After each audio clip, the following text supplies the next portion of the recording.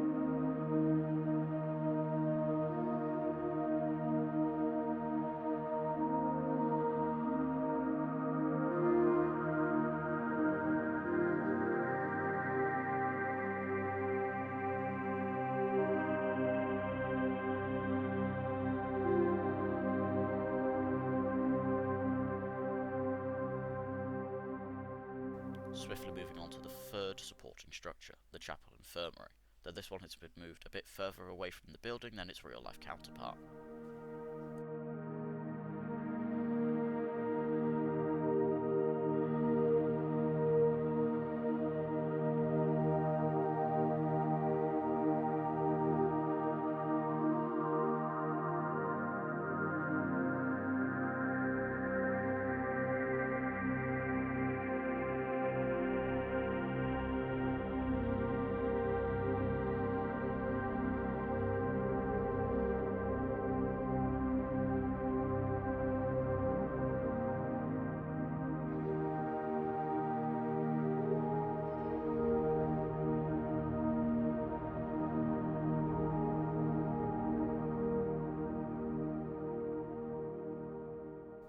Finally moving on to the last supporting structure, the abbot's house.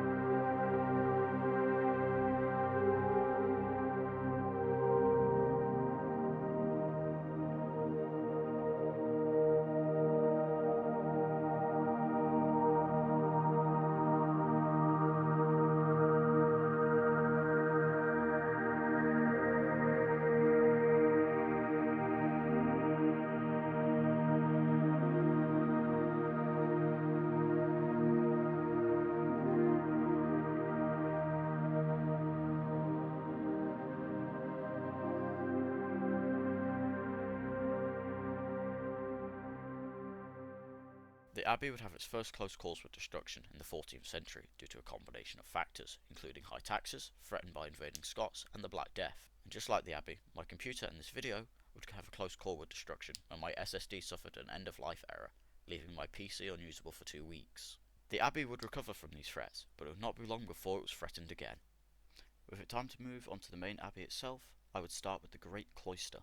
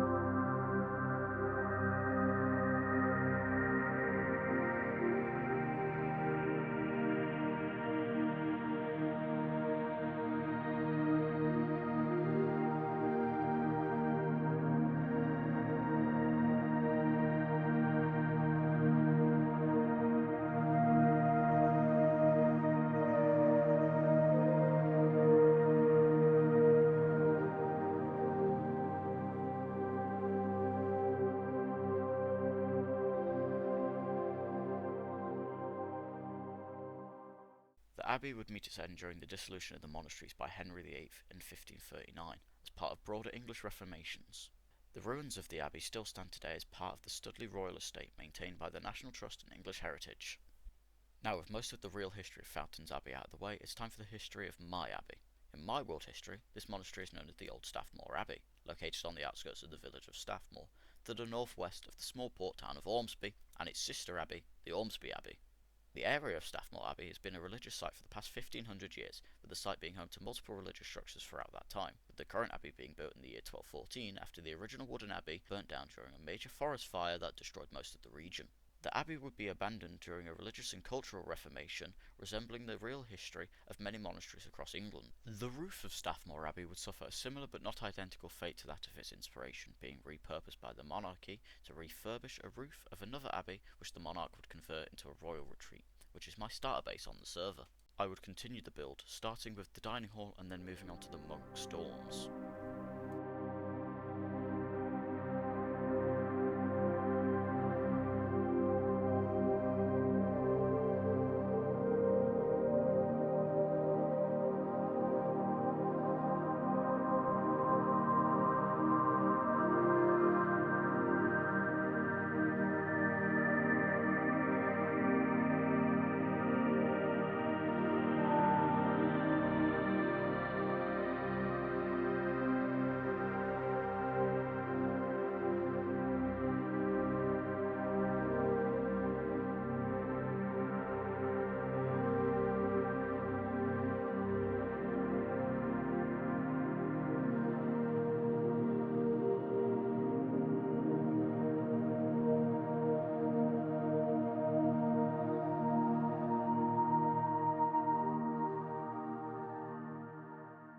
With all but one of the supporting structures of the abbey finished, it was time to move on to the last one, the Great Tower.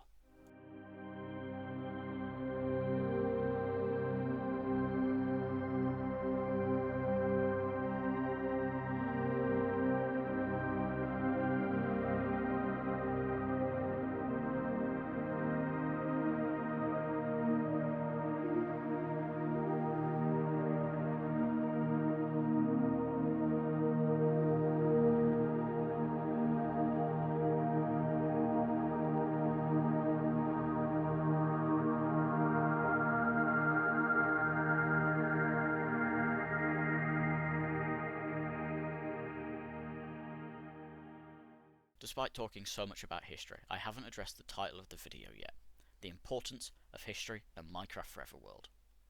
This is going to be a focus on my channel throughout the year, so I'll start by telling you my initial thoughts based on my understanding. To me, Minecraft history can be broken down into 4 types of history. Firstly, there's player history, this being the actions and consequences you have across the world as you explore and expand your influence. Secondly, there's personal history, these being the things that matter to you or still do matter to you throughout your time on the world. Think a collection of your low durability tools or your first house. Then you have in-game history, basically the lore that Mojang has developed. Think the Trial Ruins or the Ancient City. Finally, there's player-created world history, this being the stories you want your builds to tell, world building an overarching theme or greater story to the world, or the creation of ruins to show the passage of time adding age to the world. I think that they're all important for a forever world, as they all show how despite us not actually being around forever, that our impact still matters, whether that be towering monuments or the simplest wooden house you build on your first night to survive. They all tell a story, they make the world what it is, and without them, it would just be an empty canvas without a true story to tell. With that out of the way, it's time to finish the build, starting in the south with the nave and making my way to the north.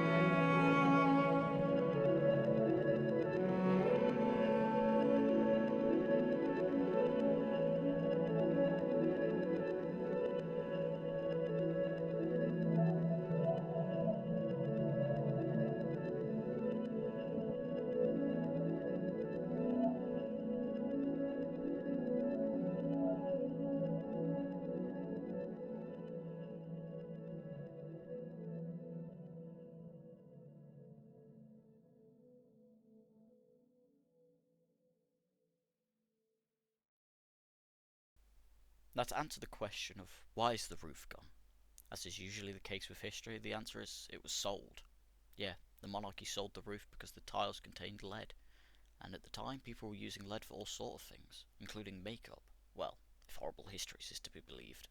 Right, since I've been so focused on the past, why not look to the future? I've got big plans for the year, including building collaboration with other members on the server, and expanding my world building project, as well as finally sorting out my storage system as well. This isn't going to work anymore. Anyway, that's all for this episode. I'll see you in the next one.